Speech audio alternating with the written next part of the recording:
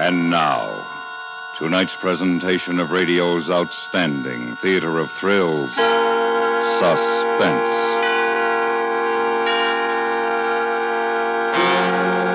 Tonight, we bring you a story of a man who found that stealing a fortune was one thing, but getting away with it was another. So now, starring Mr. Victor Perrin, here is tonight's suspense play, Double Identity.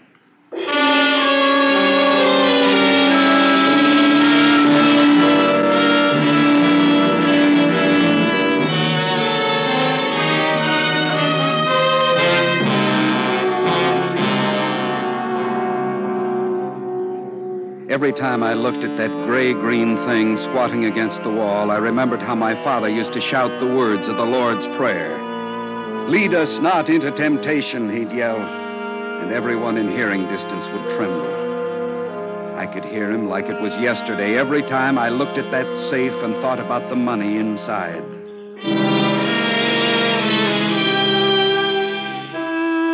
It was 5 o'clock Friday afternoon. Baker was at the cashier's window passing out the last of the pay envelopes. I was sitting behind my desk watching him. I knew exactly what he'd do when he finished, what he'd say. I'd watched him patiently for almost 5 years. Well, another day, another $1,000. Okay, Mr. Lockman, that's it. Count the cash in your tray and we'll lock up. Yes, sir. Lockman speaking. George, Henry. Hey, what's this I hear about you backing out of the game tonight? Well, I'm afraid that's right, Henry. Well, I'm going to miss your pennies, boy. But if it can't be helped, it can't be helped. You been to the doctors? Oh, no, it's nothing that serious. Well, it's probably just the virus. A lot of it going around, you know. They couldn't test that new job for the Air Corps last week on account of Pete Jenkins getting it. Yeah, I heard. Well, you take care of yourself, boy. I will, Henry. Thanks. $228.90, Mr. Lockman. Oh, all right, Baker. Let's put it away. I'll sure be glad to get out of here tonight. Yeah, so will I. Here, you want to hold this? I'll spin my half of the combination. Go ahead.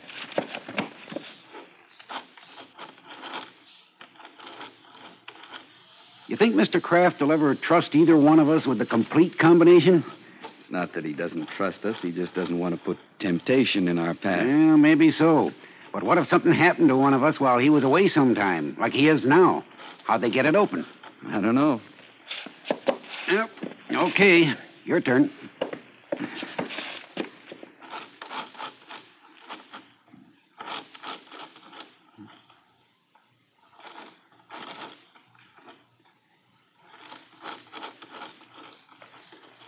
That ought to do it. This thing gets heavier every week. Door's not that heavy, Mr. Lockman. You just think it is because you're out of condition. It could be. Give me the tray. Hey, you know what you ought to do? What's that? Join a gym. Work out with weights. Sure do you a lot of good. I've been going over to Stockers myself. Put 3 inches on my biceps. Here, see? Nice, huh? Yeah, fine. Hey, why don't you come with me Monday night? Maybe I will. If you join there, I'll get a month free. Well, we'll talk about it, huh? All right, I'll remind you Monday morning. You do that. Hey, I better get out of here. Bertha's folks are coming over for dinner. Corned beef and cabbage? Wouldn't be Friday without it. Oh, Bertha wants you to come over again real soon. I will, Baker. Good night. Good night, Mr. Lockman. Have a nice weekend. Thanks. I plan to. I knew him so well. Getting him to turn away from the safe had been easy. While he'd been admiring his biceps, I'd closed it, but I hadn't spun the dial, so it was still unlocked. I reached under my desk for the briefcase with the initials RG, opened that heavy door again, and began helping myself to those tight little green packets of $20 bills, 50 of them, each containing 50 20s. 10 minutes later, I was walking toward the bus stop. My heart was pounding, but I was sure I didn't appear nervous. The only outward sign of how I really felt was on the leather handle of the briefcase. It was beginning to turn dark from perspiration. Then the bus came, and I was on my way to the airport.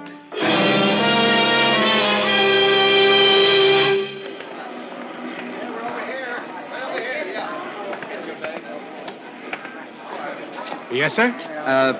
I'm on Flight 19 for New York. Your name, please? Gelder. Robert Gelder. Do you have any baggage, Mr. Gelder? Only this briefcase. I'll keep it with me if that's all right. Yes, sir.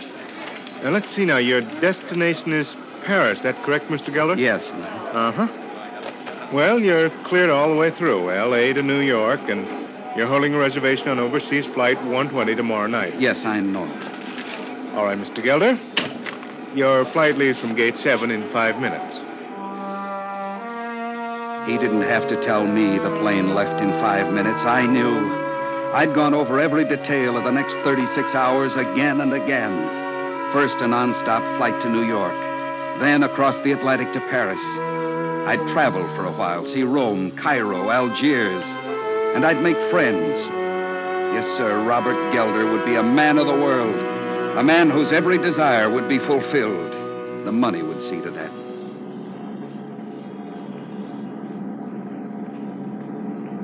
My, it's quiet, isn't it? I beg your pardon? The motor. They're so much quieter than I ever imagined they'd be. Oh, well, that's because the cabin's been insulated against noise. Oh, my, when I think there weren't any planes at all when I was born. Well, it certainly makes me feel awfully old. But then we're all growing older, aren't we? Mr. Gelder. Oh, Mr. Gelder. My name is Mrs. Lee. Are you from Los Angeles? No, Toledo. Oh, I used to know a gentleman named Gelder a long time ago. And I believe, yes, he moved to Ohio, as I recall. His first name was, oh, dear, I can't remember. Oh, but he was a barber. I don't suppose he could have been your father. No, my father was a minister. Oh, my, how very nice. Mr. Gelder, why don't you put that briefcase under the seat? No. Well, really, the way you've been holding on to it, a person might think you have a fortune in there. Yes. All right. Now, isn't that better? You know, my boys are all in business, so I can tell when a person's overworked. They look just as drawn and tired as you do. Oh, why don't you put your head back and relax? I'll let you know when we start to land at Chicago. Chicago? Why, yes. My daughter's flying in from Dallas to meet me at the Chicago airport. We're having kind of a... But we don't land at Chicago. This is a non-stop flight to New York. Oh, you must be mistaken, Mr. Gelder. Oh, dear, you've got to be... a stewardess? I'm not mistaken. Oh, stewardess! Is anything wrong, Mrs. Lee? Oh, stewardess, we do land at Chicago, don't we? Why, yes. But we can't. I mean, when I bought my ticket, they assured me this was a through flight to New York. There must have been some sort of misunderstanding, Mr. Gelder. But don't worry about it. We'll only be on the ground half an hour.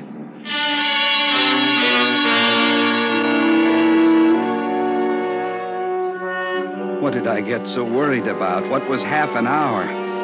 I was tensing up. The old lady had noticed the briefcase. I was being too careful, too obvious. So when we landed at Chicago, I left the briefcase on the plane and went in for a cup of coffee. Hand me the sugar, would you please? Huh? Logman. George Logman. What? What the devil are you doing here, George? Why, Mr. Kraft. What are you doing in Chicago? Well, I thought I'd take a little trip this weekend, Mr. Kraft. A little trip? Hey, you got some friends here? Oh, that's right. I forgot you're a bachelor. You got friends everywhere, huh? Friends with skirts. Is that right? Please, Mr. Kraft. Yes, sir. It's you quiet ones. That's what they always say. Still water runs deep, right? By George, certainly is a small world, isn't it? Yes, sir, it is. Now, you just drop that sir stuff, my boy. We're not in the office now. You just forget I'm the boss, huh? Hey, you want a little kicker for your coffee, huh? I got it right here. No, thanks, Mr. Kraft. Huh? You sure? Yes, sir. I don't care for it, really. Oh. Well, you'll be back in the office Monday morning, huh? Yes, sir. Good. I'll give you a call. Well, have fun, Logman. I watched him leave, and I wondered why I had to run into him, the one man who could ruin everything. Then I paid my check and walked out of the coffee shop toward the plane. When I was halfway through the gate, I saw him again. Fat, drunk J.T. Kraft was staggering up the ramp ahead of me, going into the plane, my plane, the plane in which I'd left the $50,000.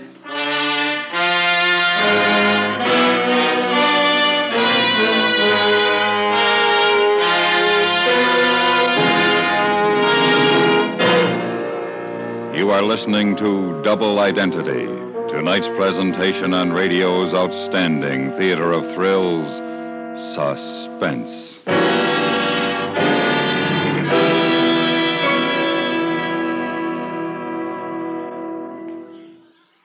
Tomorrow night on 21st Precinct, CBS Radio unfolds a tale of liquor store robberies, which, says the bureau chief, must be stopped by 100%.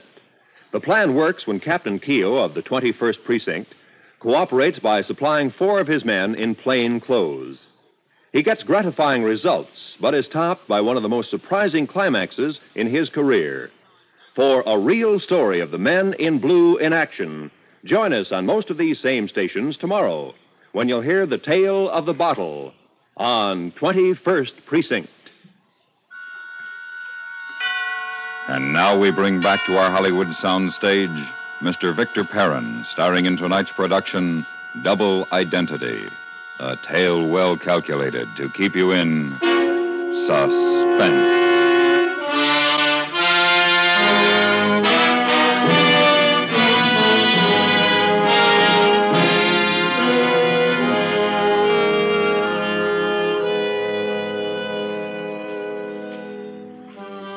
For the first time, I wasn't sure of myself. For the first time, I was really afraid. J.T. Kraft, the one person in the world who could stop me from getting away with that money, had boarded the plane ahead of me. I stopped and tried to think. If I stayed in Chicago and let the plane go on to New York with my briefcase, I'd be taking too big a chance. I didn't have a baggage check on that case. Anybody could take it and walk off with my money. But if I boarded the plane, Kraft would see me and start thinking. Then my mind was made up for me. Mr. Gelder? Mr. Gelder, come on. We want to take off. Oh, yes, I'm coming. I had to chance it. Kraft was drunk. Maybe I could keep him that way. Then I'd lose him as soon as we landed. Please take your seat and fasten your safety belt, Mr. Gelder. Yes, I will, stewardess. Stewardess, who are we waiting on? Somebody named Gelder? Everything's all right now, Mr. Kraft. Well, it better be, because I have to be in the... Logman, what are you doing here? Mr. Kraft? Well, here, you sit down right by me, my boy. Come on. There we go. Ah, you decided to go to New York, huh?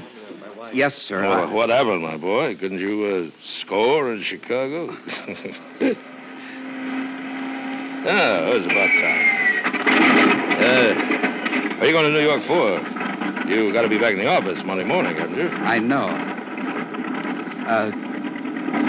Do you still have some of that medicine? Huh? Well, you know, that kicker stuff you were going to put in my coffee? Oh, yeah, sure, yes. Well, I thought you didn't... Here you go. Help yourself. Thanks. Yes, sir, this is a double cause for celebrating. I sure put it over, yes, sir. You know what I did? I made a deal with the Great Lake people. Good fat order, you know? That's why I'm living it up. How about you? Well, I've decided to take a few days off. Well, that's good for you, good for you. You know, it must get awful dull handling all that money, not being able to spend any of it, huh, George? Yes, sir. It sure does. Here, have yourself another drink. Sure, Mr. Kraft. Right after you do.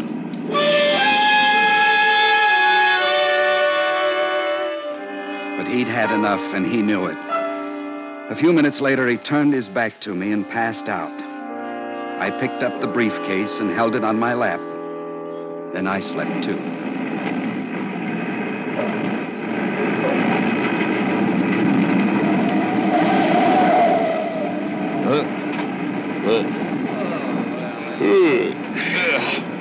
Oh, we're done, huh? Yes, sir.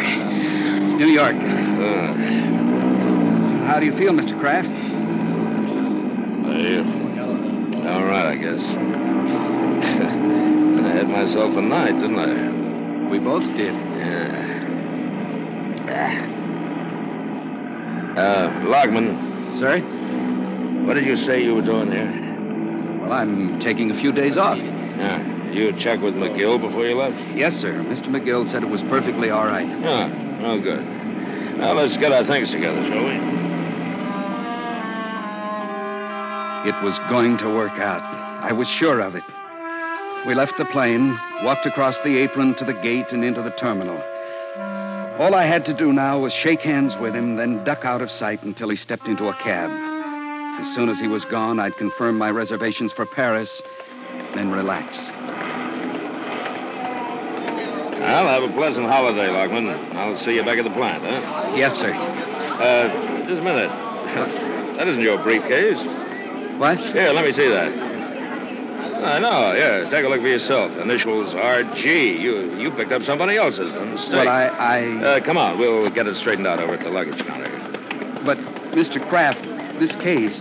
I mean, when I decided... Stop spluttering, Lockman. This will only take a minute. Yes, may I help you? Well, I don't think so. Just let me handle it, son. This man picked up the wrong briefcase by mistake. Oh, that right, sir? Yes.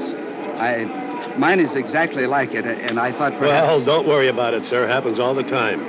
Now then, what's the name? Gelder. Lockman. Say, that's right, son. That's probably how they got mixed up. The stewardess mentioned something about a man named Gelder back in Chicago. Said they were waiting on him, remember? You remember that, too, don't you? Yes, sir, I do. Well, I'll bet you anything that's his case. Do you have any bags here for a Gelder? I wouldn't know, sir, unless there's a claim check. Yeah. What about Lockman? You do have a claim check, don't you, George? What do you have besides a briefcase? Well, that was all, sir. I didn't need a claim check for it. Huh? You only took a briefcase? Well, yes, sir. I left in such a hurry. You got Mr. Lockman's briefcase back there? No, sir. There is no briefcase here. Yeah. Looks like you're out of luck till Gelder realizes his mistake and brings your case back, George. Look, I'll tell you what you do. You leave Gelder's case here, and then you come along with me into town. Now, we'll give the clerk the name of my hotel, and when your case shows up, well, he can send it in to you. I think I'd better wait right here for it, Mr. Kraft. Nonsense, my boy. We both need some breakfast and a shower. Now, you come along with me.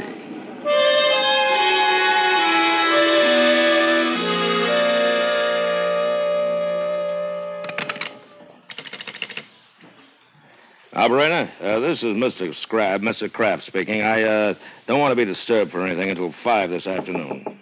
That's right, 5 o'clock, yeah. Oh, wait a minute. Get that, will you, Lockman? It's probably room service. Yes, sir. Operator? Yeah, that's right. I'm expecting a call from the coast at that time. That's 5 o'clock, yeah. Oh, yes, I'll be here. Thank you. Oh, now that coffee smells good. Did you take care of the boy? I put the tip on the check. Oh, good. It'll come off my tax that way. Go ahead and pour. Okay. Cream and sugar? No, black for me. Lockman, what are you up to? What do you mean? Look out, you're spilling the coffee. Now, you know what I mean. Your nerves have given you away, Lockman. But I really don't know, Mr. Kraft. I'm on vacation. You took a vacation in May. Besides, a man who's been getting out of payroll every week for the past 5 years isn't going to take a trip across country on a moment's notice with only a briefcase. Unless he's running away from something. Mr. Kraft, I assure you... You assure me all you want. I'm not going to believe you until I talk to McGill at 5 today. Until then, I'm not letting you out of my sight. But, Mr. Kraft, please, I have things to do, important things. Yes, like what? Well, it's of a personal nature. Oh. A woman, huh? All right, Lockman, I'll give you a break. Instead of waiting for McGill to call me, I'll call him. What? And if he knows about your being here, you can leave any time you like. Put down that phone, Mr. Kraft. What? I said put it down. Now, wait a minute, Lockman. You forced me into this. I had it all worked out so carefully, then you had to come along. Now, wait a minute. Wait a minute, Lockman. Wait for what? Huh?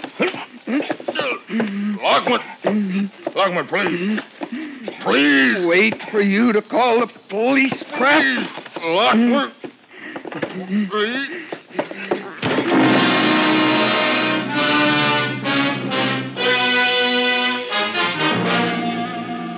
It was exactly 12 noon. I had 5 hours before they discovered Kraft's body. 5 hours to pick up the briefcase and disappear. Paris was out now, too risky. I'd try Canada. I took the last drink from Kraft's bottle, chased it with coffee, and then, feeling like it was all a dream, I left the hotel and took a cab for the airport. I'm sorry, Mr. Lockman. I'm afraid your briefcase hasn't turned up yet. Why, it's all right. The one you're holding here is mine. What? My name is really Gelder. You see, I'd never met that man I was with before, at least before he got on the plane in Chicago last night. Oh. The way he latched onto me, you'd think I was his long-lost brother. He's making a real pest of himself, so I decided to give him a phony name. Then that was your briefcase? Yes, it's my briefcase. Now, where is it? Why, I sent it back to Chicago. Well, he rambled on, trying to explain, saying something about how he was sure the mix-up had occurred in Chicago, how Gelder must have gotten off the plane there. I was trying to steady myself, to pull myself together. I had to act fast now. I knew that.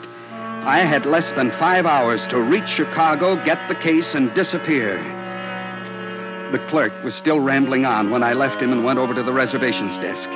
There was a plane leaving at 1 o'clock, arriving Chicago 4 hours later. I bought a ticket.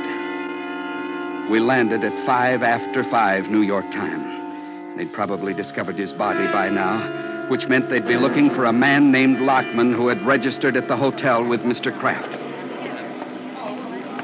Yes, sir. Look, my name is Gelder, Robert Gelder. You have a briefcase here that belongs to me. Gelder? Yes. There was a mix-up over my name. The case was returned here from New York. It's initialed. Well, that's it. They're on the shelf. Please let me have it. Oh, yes, sir. Came in about an hour ago. Do you have some identification, Mr. Gelder? What? Well, I'll need some identification before I can let you have it. But I don't have any. I left New York in such a hurry. No driver's license? Letter with your name on it? I haven't got anything. But that's my case. Now, give it here. Well, I'm sorry, sir. You'll have to come up with some identification or fill out a claim form. What do you mean, a claim form? It's company policy, sir. They'll run a check on you.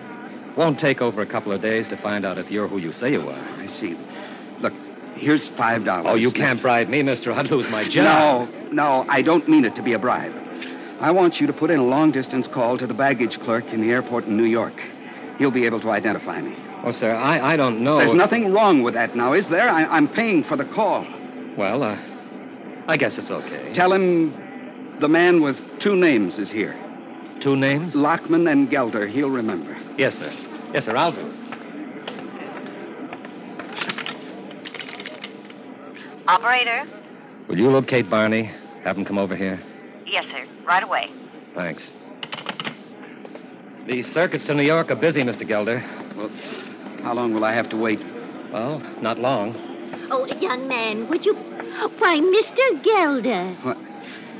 Mrs. Lee. My goodness, is anything wrong? You're white as a sheet. Mrs. Lee, would you tell this clerk who I am? Why, of course. Well, you know this man, lady? Yes, his name is Robert Gelder. He's from Toledo. And you have some identification to prove who you are? Why, certainly. There you are. Mm-hmm. Okay, Mr. Gelder. And here are my baggage checks, young man. Yes, ma'am. I'll get your things, too. Mrs. Lee, you'll never know how glad I am to see you. Well, it's nice seeing you again, too, Mr. Gelder. And I want you to come along to the car. The car? Oh, my daughter's plane was delayed. I've had to wait all this time, can you imagine? So I rented a car while I waited. Oh, I want you to meet my daughter, Mr. Gelder. Oh, I'd like to very much. Okay, Mrs. Lee. Here are your bags. Oh, thank you. And here's your case, Mr. Gelder. Thank you. Sorry about the delay. Oh, that's all right. Mr. Gelder, if you'll just take these 2 heavy things, I'll carry your briefcase. Certainly, Mrs. Lee. Oh, I do hope they're not too heavy.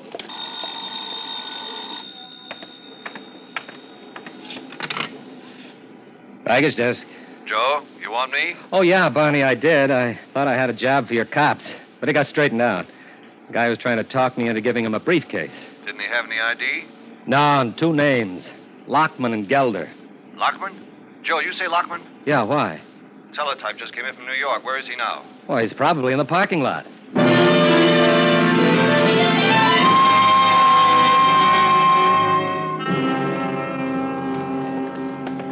Oh, my daughter's parked just ahead, Mr. Gelder. You see that convertible? Oh, yes, it's very nice.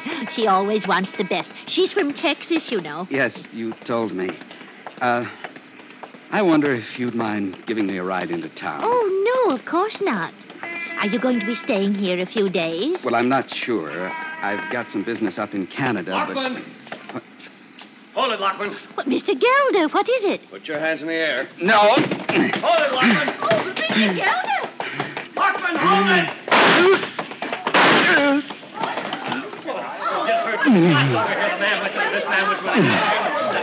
I'm sorry, Lockman. You should have stopped. Stopped? That's very funny, officer. I never even got started.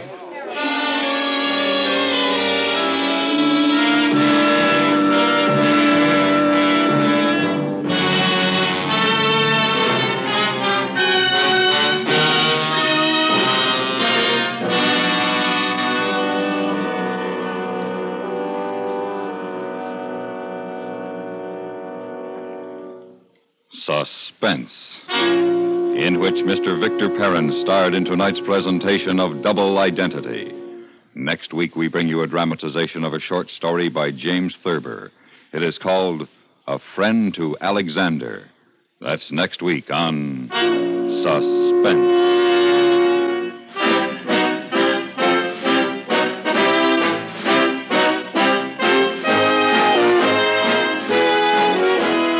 Suspense is produced and directed in Hollywood by Anthony Ellis. Tonight's script was written for Suspense by Alan Botzer. The music was composed by Rene Garrigank and conducted by Wilbur Hatch. Featured in the cast were Paula Winslow, William Conrad, Charlotte Lawrence, Paul Dubov, Joe Duval, Don Diamond, Bill Lally, and Bill Justine. The drama, the pageantry, the humor and tension of presidential conventions will be recreated for you in a special 55-minute broadcast on CBS Radio Thursday night. You'll hear great moments from the speeches of Bryan, Roosevelt, Wilkie, and Wilson. You'll hear Claire Booth Luce speaking to the Republicans in 1948, and India Edwards lecturing the Democrats on manners at the 52 convention. Bob Trout will be the narrator, and you'll hear from high party officials of both major parties reminiscing about backstage scenes. Listen for this special program called Convention Fever on most of these same CBS radio stations tomorrow night. Stay tuned now for 5 minutes of CBS News, to be followed over most of these same stations by My Son Jeep.